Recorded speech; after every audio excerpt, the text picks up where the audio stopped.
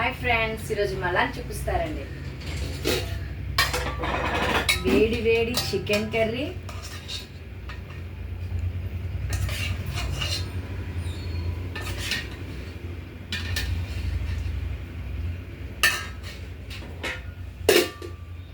ఇంకా చేప వేపుడు,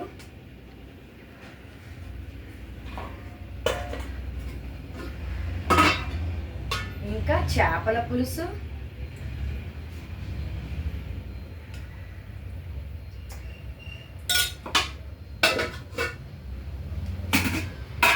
ఇంకా వేడి వేడి అన్నం,